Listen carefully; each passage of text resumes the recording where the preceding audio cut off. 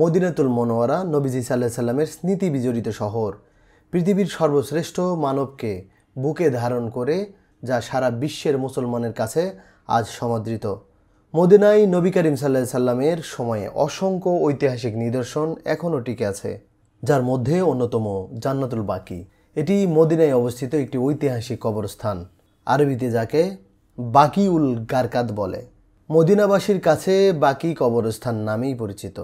জান্নাতুল বাকি মসজিদে নববীর পূর্ব দিকে অবস্থিত। জান্নাতুল বাকিতে অন্তত 10,000 সাহাবায়ের কবর রয়েছে।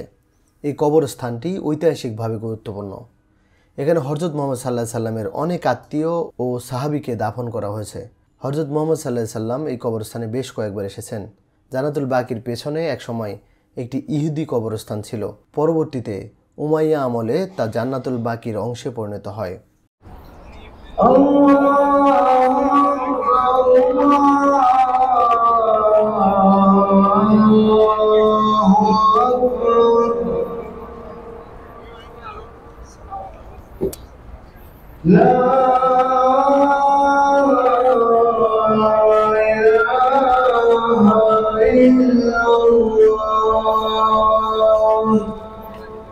মুহাম্মদ সাল্লাল্লাহু আলাইহি সাল্লাম হিজরত করে মদিনায় আসার সময় জান্নাতুল বাকির স্থান সবুজ বৃক্ষে আচ্ছাদিত ছিল।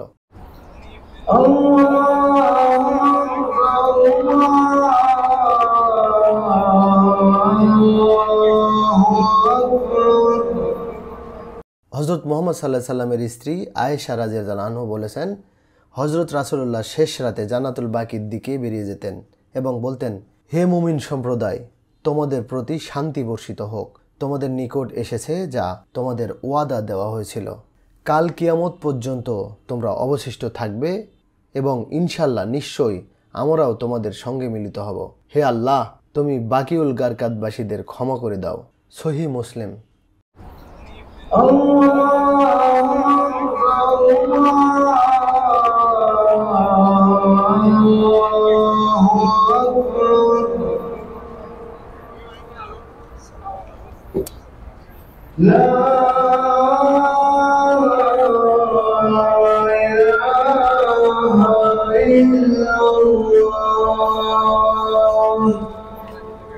মসজিদে নববী নির্মাণের সময় তিনি মসজিদের স্থানটি দুজন এতিম শিশুর কাছ থেকে কিনে নেন। তার এক সাহাবী আসাদ বিন জারার মৃত্যুর পর মুহাম্মদ সাল্লাল্লাহু আলাইহি সাল্লাম কবরস্থানের জায়গাটি নির্ধারণ করেন।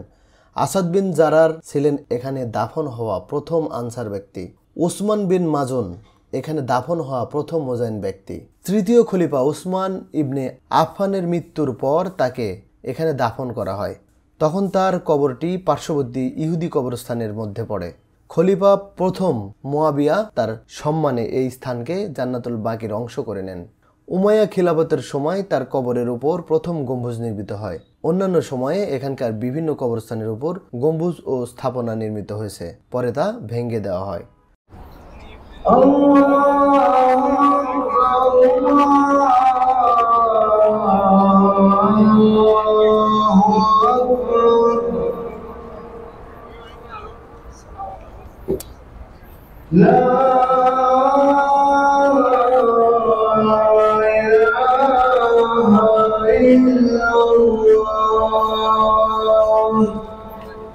প্রতি বছর হজের সময় মদিনায় অবস্থানরত কোনো হজ পালনকারীর মৃত্যু হলে জান্নাতুল বাকিতে দাফন করা হয়।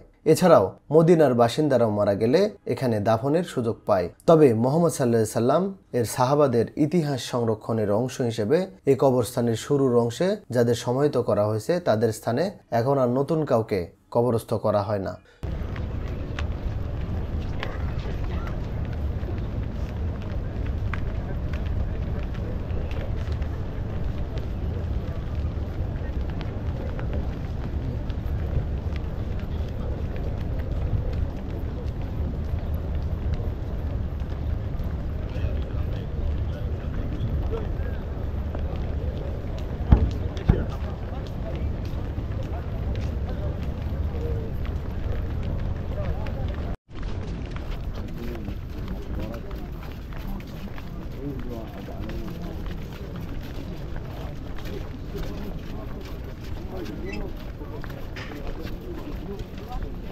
সৌদি সরকারের তত্ত্বাবধানে জান্নাতুল বাকি জিয়ারতের জন্য ফরজ ও আসরের নামাজের পর খুলে দেওয়া হয়। এমন সময় মুসলিম পুরুষরা জিয়ারতের জন্য ভেতরে যেতে পারে। ইসলামী শরিয়াতে নারী কবর জিয়ারত করা বৈধ নয় মর্মে তাদের যেতে দেওয়া হয় না। হাদিস বিশারদগণ জিয়ারতের সময় জান্নাতুল বাকিতে সমাহিতদের প্রতি অনির্দিষ্টভাবে সবাইকে একসঙ্গে সালাম দেওয়া ও তাদের জন্য দোয়া করার পক্ষে মত দিয়েছেন।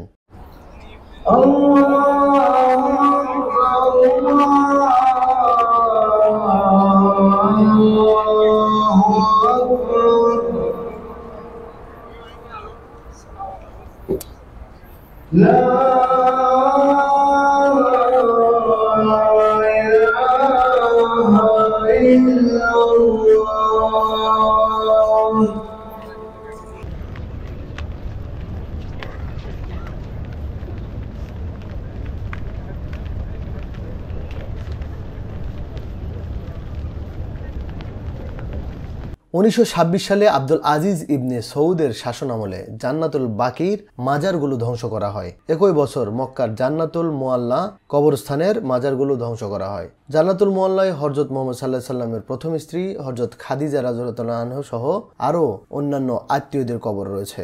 এ সময় বহির্বিশ্বের মুসলিম সম্প্রদায়ের প্রতিবাদ জানালে এসব স্থাপনা ধ্বংস করে ফেলা হয়।